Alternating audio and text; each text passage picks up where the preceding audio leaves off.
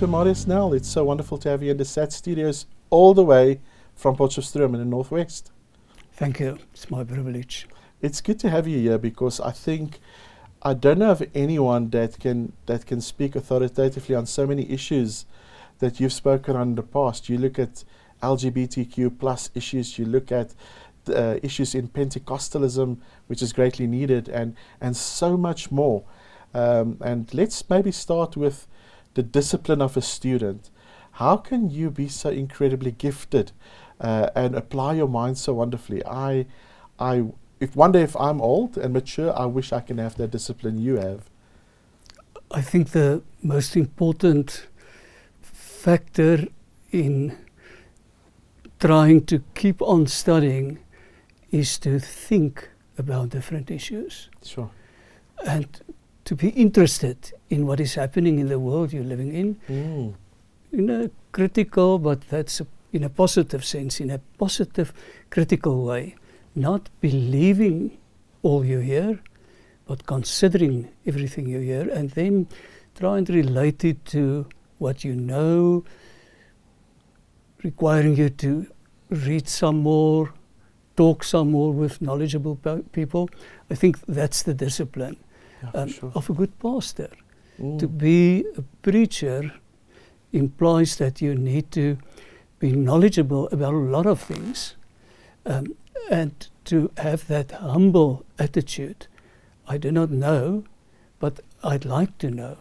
Yeah, for sure. And in all ways, to combine it with your prayer life. I think that's so important. We're not talking about knowledge in only a cognitional way, but about knowledge about God. That's only one way to get to that knowledge, and that's to know God, that He meets you through His Word and through His Spirit.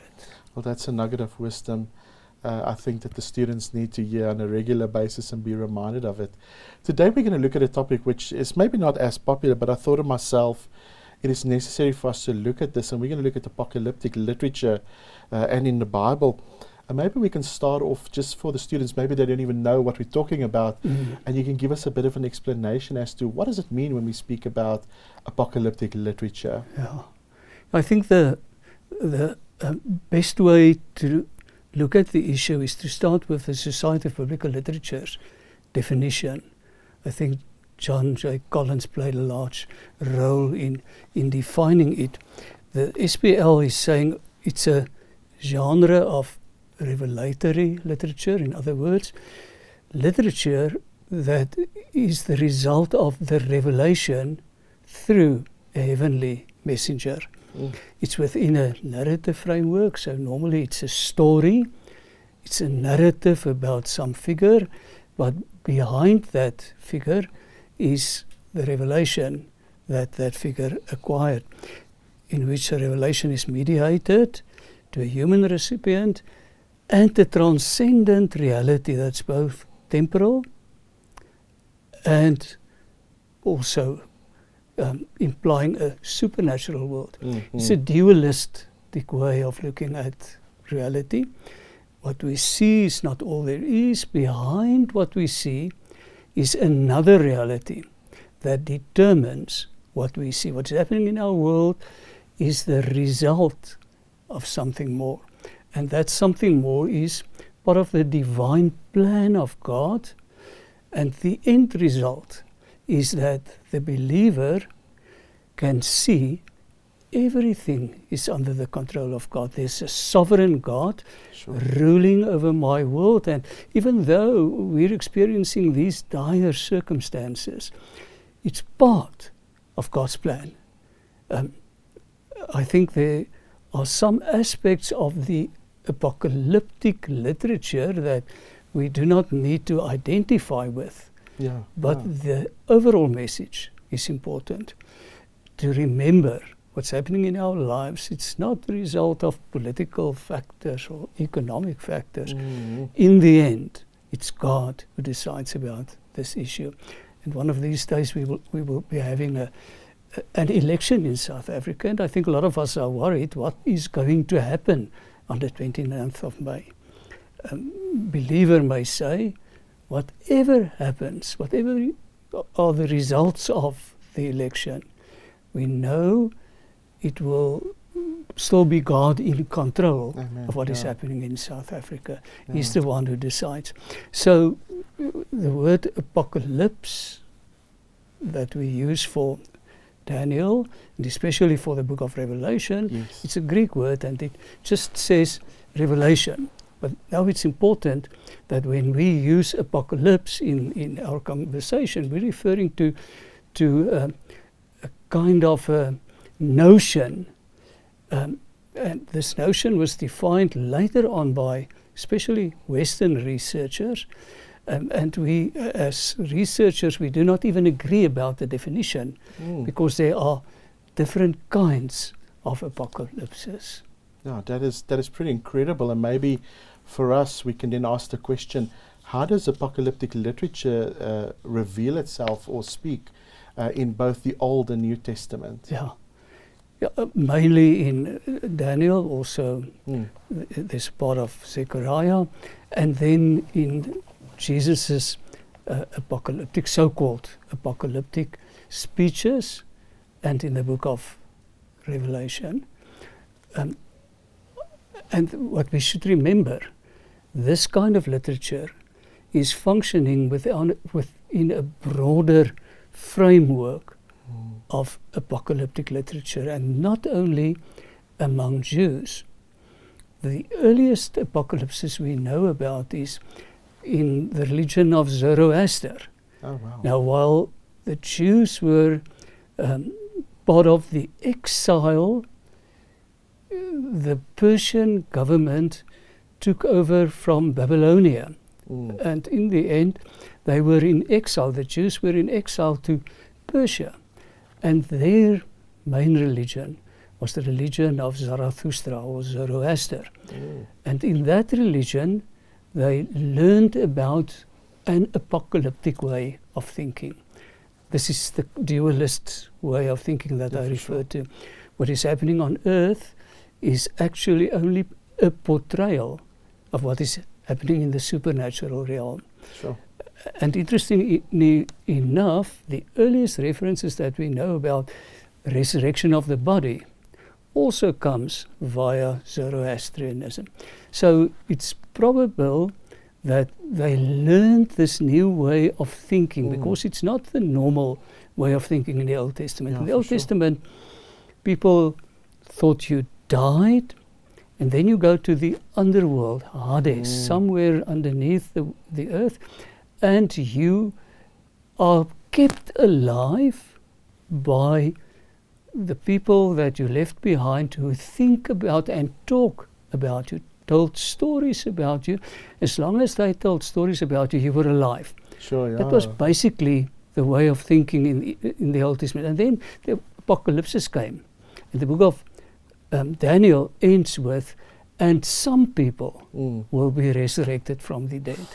And from that, the New Testament concept grew, that this earth, as we know it, will end, a new earth will start, part of that kingdom kind of thinking. The kingdom has come, but not fully. It will be realized only when Jesus comes back, and then all believers, all people will be resurrected. Some will be rewarded, and some will be punished. If you're a Christian and you suffer from discrimination or persecution, whatever, don't worry, there will be a reward for you. And those that you suffer from, they will in the end be punished.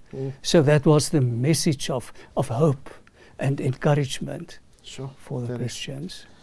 Doc, what are some of the other themes which we can recognize, especially when we look at the present apocalyptic literature in the New Testament, for instance? Yeah, there are a lot of different important theological themes.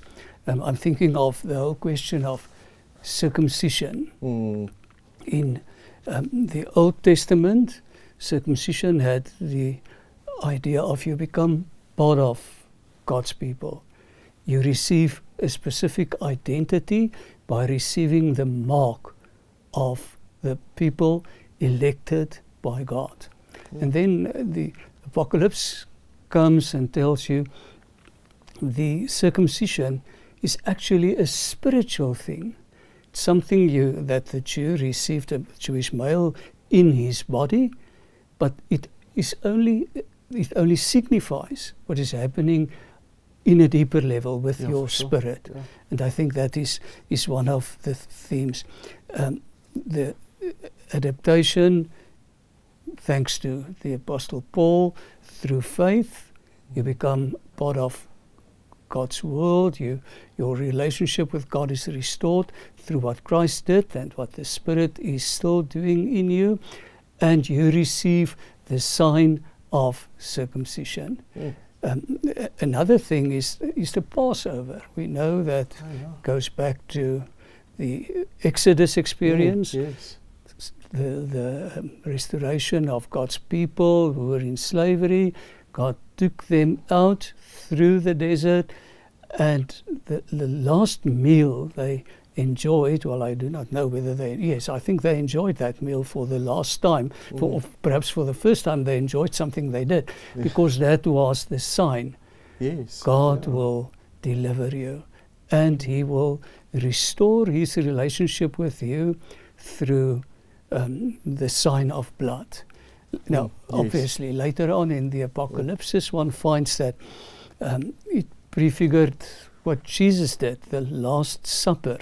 But this time, it signified what will happen, what would have happened to Him a little bit later on the cross, where He died. Yes. And His blood and His sacrifice for us.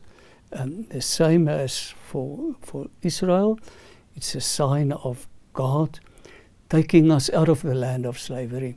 And then another thing is all those temple rituals. You find a lot of discussion about those in the first 5 books, or actually from Exodus a little bit, but then the next 3 books. And those rituals received a new meaning. We should remember that Jesus and the early disciples went to the temple. It's part of the world they were living in, and also to the synagogue when they were not near the temple. But after the crucifixion, the Jewish Christians were not welcomed much longer in the synagogue. Yeah, for sure. And from 70, in the new era, the temple was destroyed, but the whole issue of the temple received in the Apocalypse is a new meaning. Now, the temple became the members of God's people, the new people of faith in Christ. So it's a whole new way of thinking. And then also the whole issue of cosmic conflict. What we're experiencing, there's this battle between believers and the powers of this world. It's only a portrayal of a larger battle. Let us tell you, the Apocalypse says, how this will end. This will end when Satan and all his powers are punished for what they did to Christian believers. And the conflict will be resolved when God takes control and establishes His kingdom on earth, and then harmony will be restored between all people. And there will not even be any conflict between people, because in God's new world, everything will be new, also the relationship between people. That is amazing. And Doc, any parallels or any relation between the book of Revelation and the book of Daniel, if we look at the 2 predominant books, apocalypses in the Old and New Testament? Yeah, I think there are quite a few ways of comparison between these two. In the first place, they're using symbolic language. And this is a small word, but it implies a lot of challenges. Because the moment we're talking about words that serve as symbols for something else, it's difficult to determine exactly what those something else was. Because in many cases you have to refer back to what the New Testament or the Old Testament says to find such references. And it might be possible that some of those references might have been to other literature that functioned in the ancient world. In some cases we do not know all those kinds of literature anymore. But in the meantime, a lot of literature, ancient literature, has been discovered. For instance, at Nag Hammadi, it's in the desert in Egypt, a lot of early manuscripts. And the moment you read those manuscripts, it makes sense to interpret it in terms of what the Apocalyptic and other writers in the New Testament used. The book of Daniel talks of beasts, statues, cosmic upheavals, within the context of the divine plan for the future that is predetermined. While the book of Revelation talks about of seals, trumpets, bowls, and fantastic creatures. And it serves the cosmic battle that will announce the end of the status quo and the beginning, the establishment of God's kingdom, the world of harmony. Also some eschatological themes, the vision of the Son of Man, a concept that you first saw in the book of Daniel, and then also used extensively in the book of Revelation. Also the issue of resurrection, I have already referred to that, but that also functioned very prominently in the world of the author of Revelation. And then the issue of divine intervention, in this dualist way of thinking of the world, God intervening in our world. We interpret what's happening in our lives as God's direct intervention. In other words, we have this extra revelation while other people look for factors that inspired this event. We look to God and we say it's His intervention. And then also the whole issue of hope for the people of God. We can carry on. We can persevere in faith because we believe there will be a reward. God will in the end justify His children, even though in this world they are persecuted. Doc, maybe a question is, when I listen to you, whenever people speak of apocalyptic literature, they speak of that tension between the already and the not yet. And so when I listen to you, when you speak about that which is coming, which obviously inspires hope and something for us to look forward to, and our present and current realities, which is almost not yet, it has influenced quite a lot of eschatological perspectives. And a lot of people say, no, hold on, everything happened, 70 Anno Domini, with the destruction of Jerusalem, everything ceased there. We don't expect a second physical coming of Jesus Christ. Other people will say, no. The angel said in Acts 1:11 that, as we'll see Him going to heaven, so He shall return. And we've got all these discussions going surrounding eschatology. How does the apocalyptic literature phrase our perspective of eschatology like we have today? I know there's a lot of bad movies that's out there and so forth, but what should we hold as dear and what can we agree upon, and how should it inspire us when we look at the end times? Yeah. I think the issue of the end times has always been important, of significance, for the simple reason that in each era people experienced challenges, and we as well. Challenges even to our faith. Where is God when these kinds of conflicts destroy people's lives? At the moment, there are several such conflicts, and we're not even agreeing about who is right and who is wrong in those conflicts. Yeah, for sure. But what we need to know is that behind these kinds of conflicts, there's a bigger world. And what is happening in our world only reflects what is happening in the bigger world. Mhm. In other words, what we're experiencing, the end of that has been predetermined as part of God's plan for our world. And that gives us hope to persevere. And because we know this will end. The kingdom has come, but not fully. What is important is that we persevere in faith because the kingdom will come. Eventually realize with kingdom, we only refer to God's reign. Yeah, for sure. God will be in control. He's already. You can't always see that.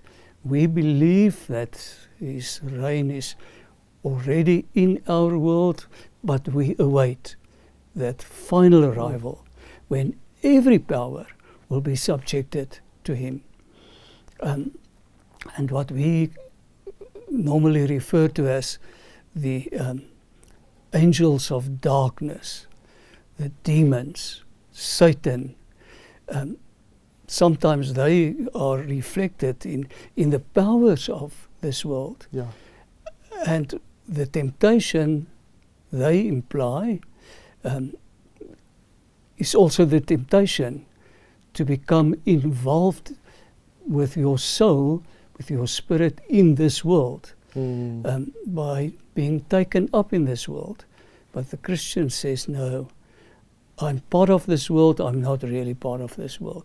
I am a citizen of another world. Yeah. I'm loyal to my own country, but my first loyalty is to another country, because my first loyalty is not to the president of my country, but my first loyalty is to the ruler of the country where I actually belong to, and that will in the end determine the way I will be living. Yeah. Doc, when you read the apocalyptic literature, I find that a lot of people don't realize that the Old Testament has got an eschatology as well. It refers to something which is obviously fulfilled in the new.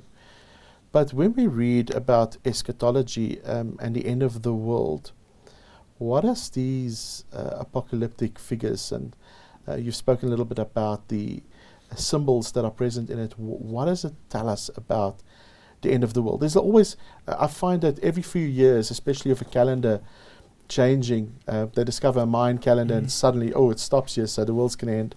But for Christians, when we look at apocalyptic literature, what should we believe about the end of the world and the end dispensation that will come? Yeah, unfortunately, we do not agree among us. There are several ways of reading apocalypses, several ways of thinking about eschatology in terms of what the Bible tells us, what especially the New Testament tells us. And perhaps it's a good idea to keep in mind there are at least 4 broad ways of interpreting eschatology.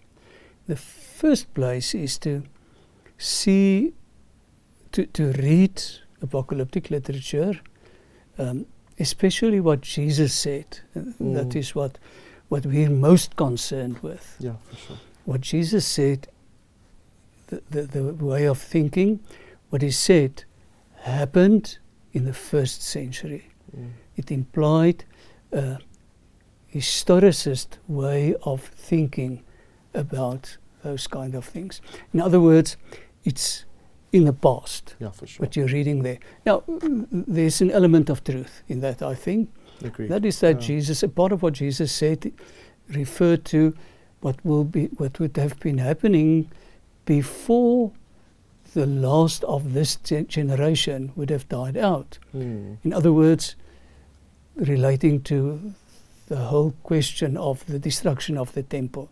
That was a terrible thing for Jews, for sure. and for Christians as well, because the essence of their relationship with Yahweh was the Ark of the Covenant and the book of the Torah, kept in the temple, and how these things were destroyed. So that's one way of thinking. Another way of thinking is to relate what you read in Apocalypse, you relate it to what has happened in history and what is happening at the moment. Another way of thinking is to see it as in the future. It will be happening just before the second coming, when that will be something that we like to talk about and not agree about. And then the last way of thinking is an idealist way of thinking. And there's a lot of Christians that use this way. In other words, reading Apocalypse not as referring to actual events, but as symbols, as typology of factors that have been playing and will still be playing a role in our lives. Sure. So when you start with that, the diversity of thinking, what should I choose? I think it's not as simple as to choose one way of thinking, rather the more difficult way of listening to all these ways of thinking, all these approaches, learn from each of them, becoming humble enough to say, I do not know, but I would like to understand it a little bit better. Yeah, for sure. And to be very cautious, because if you read the 3 synoptic gospels, their so-called eschatological talk that Jesus had near the end of his life, it ends with the climax of that day and hour no one knows. And when we preposterously tell our people when the second coming will be, we know more than what Jesus at that stage knew. No one knows, not even the Son of Man. That should keep us humble. Yes, we're disagreeing about a lot of things, but let's keep on listening and learning from each other. Yeah, agreed. Because no one's got the truth, but if we look at all of our approaches, we will find a reflection of truth. I think that's important. That is incredibly wise when you say that. So just as a good student, I want to repeat to you what you said. You've said that there's a historical way to look at the book of Revelation, where there are certain essential elements which happened at the actual historical events, which is relevant to the people in those events. Yeah. But then there's a futurist perspective where people can look forward to certain elements which still needs to take place, like for instance, the second bodily return of Jesus Christ, the future judgment you spoke of. That is something we look, I don't know if we're saved, we look forward to. And then you said there's the idealist perspective, which looks at these symbols and so forth. But you didn't mention the fourth one. Is that the partial preterist perspective? Yeah. What would that be? No, the fourth one is to say what the Bible portrays in the Apocalypse are events. Some of them happened, some of them will be happening. Yeah, for sure. And that is a more humble way of saying, but we do not understand enough about the interpretation of these apocalyptic elements, but we know that they refer to actual things. In many cases, it's possible only to know what it referred to when it's finished. Oh, yes. When it's already happened. Yeah. And Doc, maybe, please understand me correctly. If you look at the historical way of interpreting, for instance, eschatological writing, I know a lot of reformers, for instance, interpreted the book of Revelation as the Pope was the false prophet, and they looked at the immediate context, and they interpret these books as speaking to them eschatologically at that very moment in time. Is that a good way to read these apocalyptic literature? And I know, for instance, a few years back, Harold Camping predicted that Jesus is coming back on the 24th of September 2014. I can't remember the exact date. But it seems like we're always tempted to predict. I know with the war in Israel currently as well, there's so many people that say, oh, Jesus is coming back. There was a sign in Israel just this last weekend. Don't know if you saw it. How do we steer clear from those things? Because obviously after the events we just don't say anything. We don't even repent. But how do we steer clear from interpreting these books in that way, and interpreting it in a way where it's more befitting to the person it wrote about, which is Christ, isn't it? In Revelation 1. What would you say to people doing that? I would love them to read an Afrikaans book that Prof. Koenig of UNISA wrote quite a few years ago. Good. It's part of his systematic theology. He wrote a book, Jesus the Last, Jesus the Last. And he gave a short historical survey of dates Christians thought out for the second coming. And showing you that in each generation, people linked what was happening in their world and some figures that figured in their world as the Antichrist and the second coming. And showing you the preposterousness of saying, we know it will be in our day. I remember when we entered the new millennium, when COVID started. There are many things that Christians said. Now, I'm part of a tradition where you hear this kind of preaching and teaching quite a lot. And I normally react to that. Now, why would you know if no one knows? The Bible tells you, Jesus tells you very clearly, let's say we're living in the last days. And we can even say we're living in the last of the last days. But let's not say, and this will be when the end is, because we do not know. And to use that as a way to get sinners' attention to repent is the same as telling them, you know what, Jesus died so that you will also be healed. In other words, many of their expectations will be disappointed. And perhaps they will lose their faith, because the reason why they responded to your message was because you told them this is when the second coming will be. And if you lied about that, how can I believe anything else you preached about? Ouch, that hurts my heart if I hear that, because I must say, in my family context, that's exactly what happened. I can remember my parents got caught up in a teaching in the early 1990s, where it was, don't save up anything, Jesus is going to come back before the 2000s, and they didn't accumulate anything. We lived very frivolously, and guess what? Jesus didn't come back. So I can sympathize with that. Fortunately, the church didn't tell them, give everything you have to the church, because you won't need it. That would have been a scam, I must say. Doc, how does apocalyptic literature influence personal eschatology, that expectation of, if Jesus does not come back, and if this world does not end, all of us die, and all of us should expect the reality of death at any stage of our lives. How does the apocalyptic literature, does it speak in any way, form to our own end and our own demise? Yes, to a very great extent.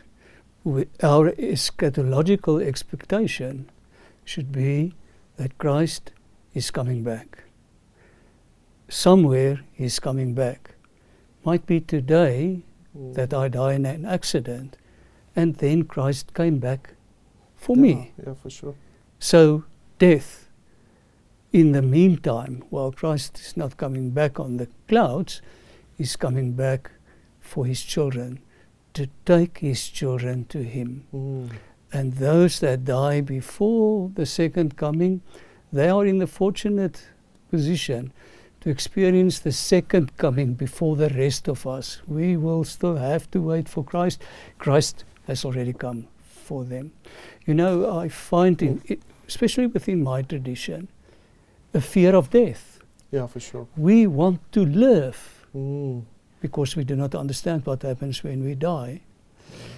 For many centuries, people living in monasteries greeted each other, remember, death is coming. very negatively? No, very positively, because in death, Christ is coming to us. He's coming today for me because I'm looking for Him, I open my heart for Him, and perhaps He will come to such an extent that the next moment I will not only be experiencing His Spirit, but I will be experiencing His whole heart, because I'm in the presence of God. Amen. That's something we all look forward to. Doc, what is the next apocalyptic event we should expect? Whatever God brings about. The way Christ comes to us. In a certain way, every time we worship, enter God's presence, that's not always only in the church. Sure. While we're walking in this world, we're experiencing His presence, and that is our eschatological expectation being realized for the moment. Yes, Christ is coming back. We do not know when. It can be any moment for you or for me, yes. And it can be any moment for the church as a whole, for all believers. We're living from an eschatological expectation that's very alive, because we're expecting the Lord of the eschatology, Christ, coming to us. Wow, that is, I don't know about the listeners at home, but it leaves me with such an awe of hope to think that in death I gain Christ. If He returns, I gain Christ. So what a wonderful place to be. Wow. Well, Doc, we're out of time, so thank you so much for discussing this topic with us. I'm sure that the listeners out there would have a few questions if you're willing to answer them. Maybe you've got an email address, if they can send you an email, a question or two. Hopefully not 6,000 emails, but just maybe a question here or there if you would like to share. Yeah, you are more than welcome if you're listening to us. The email address, Marius, Marius, .nel, N-E-L, at NWU, Northwest University, .ac, Academy, ac.za. That's wonderful. Well, and thank you so much for spending time with us today.